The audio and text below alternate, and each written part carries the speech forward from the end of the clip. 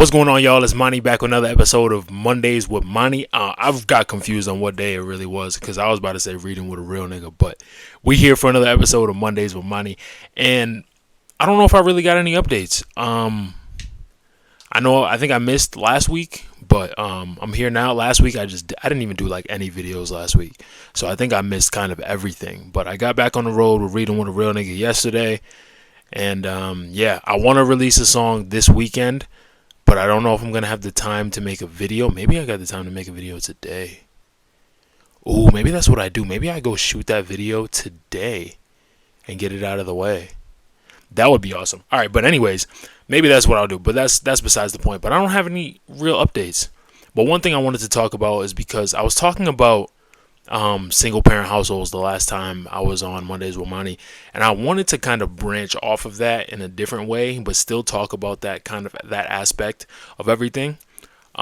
Because I work in the mental health field, I've been around that environment very frequently within the past 4 or 5 years of my life, and I've reached a point where it's kind of become a little disheartening. I don't know if I want to say disheartening, but I've started to realize that I'm not as impactful as I hope I'd be on a lot of these children that I work with, because the demographic that I work with is mostly children.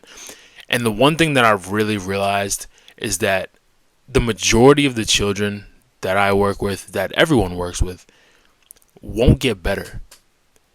And it seems kind of bad because most of the people who are even in therapy won't necessarily get better. They'll always need therapy, because if therapy was 100% effective, therapists would go out of business. They'd get new clients, help those clients, and then be gone. But that's not how it works, which is really unfortunate, especially for these kids. And one thing that I really think about is that a lot of the developmental issues, maybe the behavioral issues that these kids start to develop, is because of the environment that have been fostered in their homes. Their homes have been turned into chaos. 9 times out of 10, their homes are chaos. All they know is chaos. All they know is bad. All they know is neglect. All they know is negativity. And they've learned and developed these habits as a means of mitigating all the stress that's around them. And this is just what they've developed from. And the hour, 2 hours, maybe 3 hours a week that they get from therapy is nothing compared to the hundreds of hours that they spend in these environments. Just think about it from a pure numbers perspective. If they're spending 3 hours a week with therapists, mentors, whatever, and then spending the rest of the hours in the week in that home environment that's negatively impacting their mental health, what effect are those 3 hours really going to have? And it makes me feel so insignificant.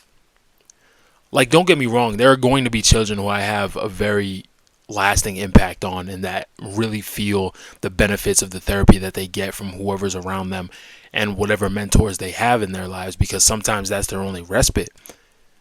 But the majority of these kids, it feels good in the moment to have someone who's there for you, who's by your side when no one else is.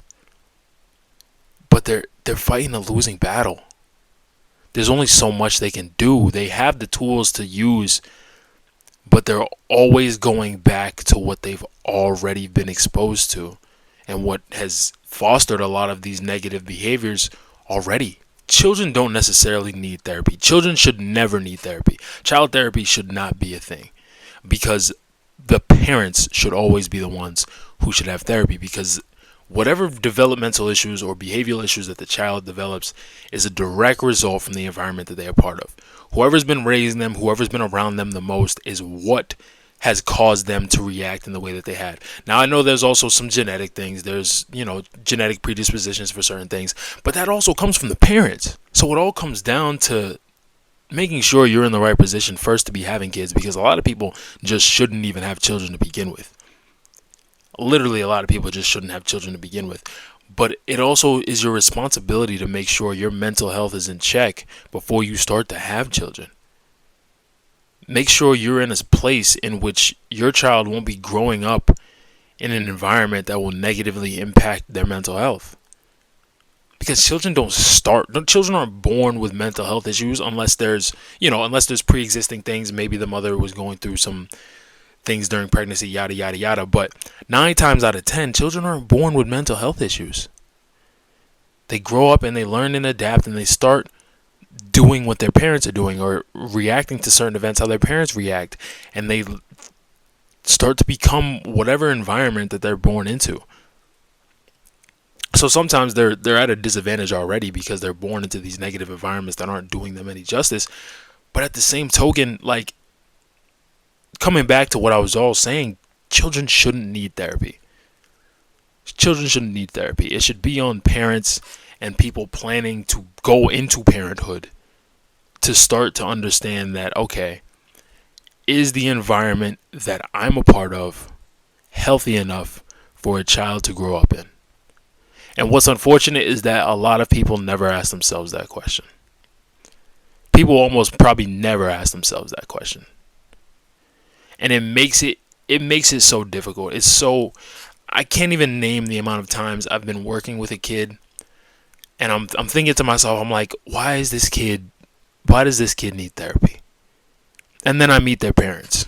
And then I'm like, okay, now I understand why this kid needs therapy. Like, it all comes back to the environment you're a part of and the people who are raising you. It's so unfortunate, because until the environment around these children changes, their behaviors will never change. So, like, even the time that we're putting in so much effort to help these kids break out of the cycles that they're going into, or break out of the habits that have grown so deeply into them, at the same token, they're going right back into the environment that foster the growth of all these behaviors. They're going right back to it. Once that session is over, they're going right back to that. And everything that you just taught them may go out the window. Now, like I said, there are kids who can persevere through it. There are kids who do benefit from it. But the majority of them never will. And it's tough.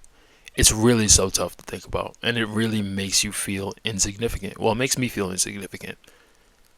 But it doesn't mean I don't try my best and do my job, because that's life. But yeah, that's what I wanted to get into today. I like talking about things that are like near and dear to my heart. So I really wanted to get that off my chest today. And I feel as if I spoke about it well. I kind of just turn on the mic and start talking. So sometimes what I want to say doesn't really come out the right way. So I go back. But whatever. I appreciate y'all chilling here. If you guys want to continue this conversation, talk to me in the comments. I love to have the conversation about certain things of this nature.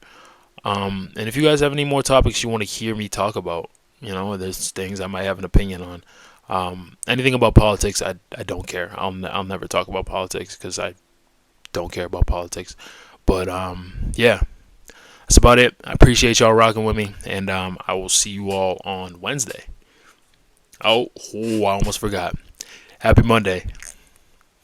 Talking about the past, you the only one I'm speaking about. I'm like, where do I begin? I cannot pretend I'm in love with you, but you in love with him. I know we isn't dating, but I know we isn't friends. You left me out to dry, you had me waiting till the end. I'm like, where do I begin? I cannot